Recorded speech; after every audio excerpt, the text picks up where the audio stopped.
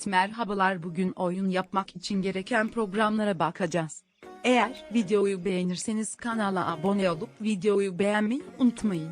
Hiç zaman kaybetmeden videoya geçelim. Bize birer tane oyun motoru ve modelleme programı gerek.